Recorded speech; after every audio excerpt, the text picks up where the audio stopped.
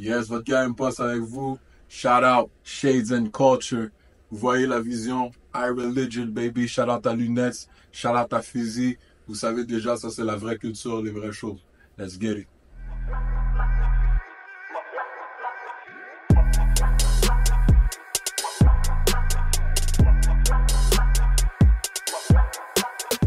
C'est comme si je suis déjà venu, je sais pas pourquoi, but c'est là, that's the one for me, man. C'est black and gold. That's the one for me. Je sais pas pourquoi, but c'est là, that's the one for me, man. Creatively, faut que tu puisses te détacher de you know, des paramètres qu'on nous impose. Faut que tu restes free. You create freely about who you are, tes expériences de vie, ton environnement, tes opinions sur le monde, etc. That's what it is. Quand tu fais un business avec ça après, ça, tu prends ça sérieusement.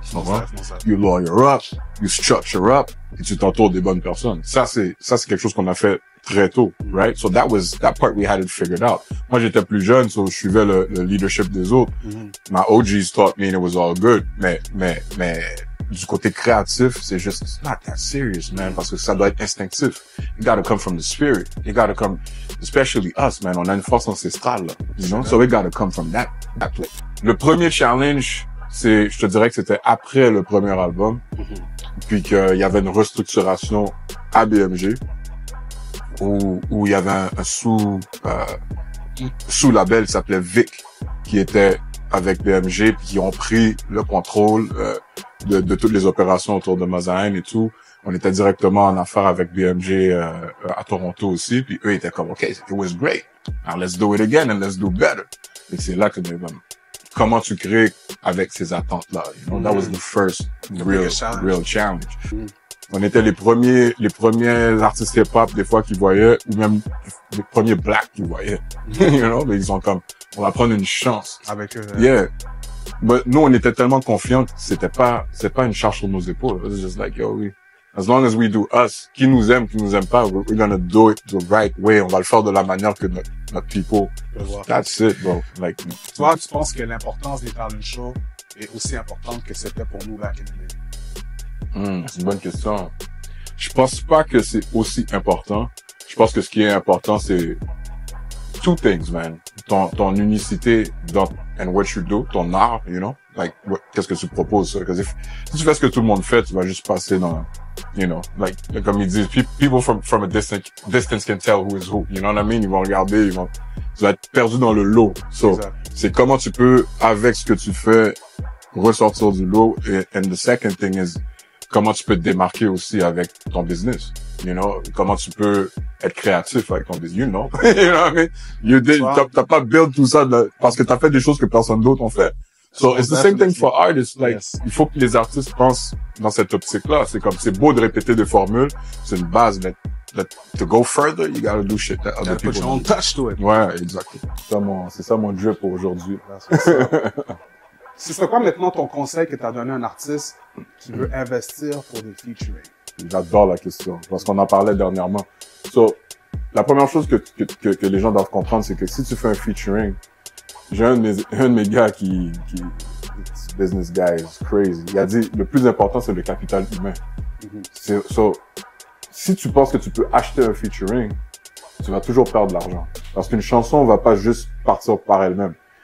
Il faut qu'elle soit promue, il faut que les gens mettent, faut qu'il y ait une vidéo qui doit se faire, il y a du marketing qui doit se faire, il y a de la relationniste de presse qui rentre en jeu, faut que tu pousses la chanson. So, si l'artiste, tu payes seulement pour l'avoir, c'est du clout. Tu le payes pour être sur une chanson, mais après, il va pas la promouvoir, ça sert à rien. Tu mets de l'argent dedans.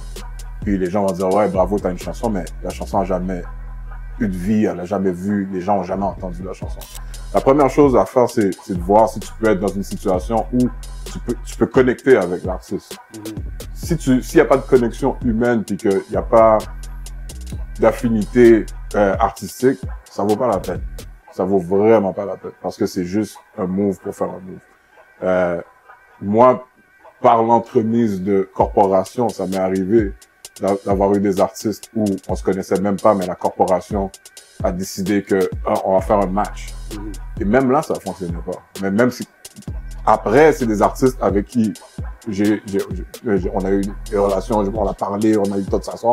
Puis là, là, on s'est dit, OK, s'il n'y avait pas eu un intermédiaire, là, on aurait pu faire ce qu'on a à faire. So, c'est important de savoir ça. Donc, brièvement, ça, c'est une autre grosse question. Je dis tout le temps aux artistes de la relève que le plus important, c'est ton branding. So, si tu viens d'en bas, comme moi, je viens d'en bas, faut que c'est quoi ta portée? Ça veut dire que si tu parles seulement si t'as des opinions seulement sur ton quartier, tu vas faire de l'argent qui vient de ton quartier. Tu vois ce que je veux dire? Tu peux pas, c'est quoi ta portée? Donc, qu'est-ce que tu décides de montrer de toi? Puis ça va toujours des portes à d'autres choses. Moi, c'est ça que j'ai toujours fait. J'ai dit, OK, je vais parler d'où je viens, ce qui se passe. Je vais parler d'autres choses. Je vais avoir des opinions sur le monde, etc. Tout ça crée un lien avec les gens. Puis ça invite les gens à t'offrir des contrats pour toutes sortes de choses. Tu vois, moi, cette opportunité-là que j'ai eu avec Ubisoft, dont tu parles, ils sont venus nous voir, il y avait une opportunité, on était à un studio. Tout ce que je devais faire, c'était écrire des chansons pour d'autres artistes. Une fois que j'ai mis les top lines sur les chansons, ça veut dire comme c'est un exemple que tu mets sur la chanson pour les gens qui connaissent pas les top lines, les yaourts. So, une fois que j'ai posé les voix dessus, ils ont dit non, on veut garder toi. Ça, c'est d'autres opportunités qui viennent. Le reference track a été la référence est devenue le track final, puis on l'a fait pendant sur, je crois, 4 Just Dance. Nice. Puis ça, c'était du bon business. Après, des trucs comme Gatorade, disons, où est-ce que j'ai fait pendant, je pense que c'était 3 ans de temps, où est-ce que j'avais même plus besoin d'y aller. Il y avait une voix narrative. C'était Lil Wayne qui faisait la narration sur la publicité aux États-Unis. Ils m'ont demandé de la faire ici, je l'ai fait, puis vu qu'ils ont aimé, ils ont gardé même pour après cette campagne-là. Ça a continué. Ça. Oh, absolutely not, man. Ça, c'est une autre narrative, tu comprends? Si tu regardes des artistes qui sont des plus prolifiques et qui ont eu le plus de succès dans leur carrière, c'est des artistes qui sont passés la cinquantaine. Quand on passe à Jay-Z, quand on passe à Nas, quand on passe à...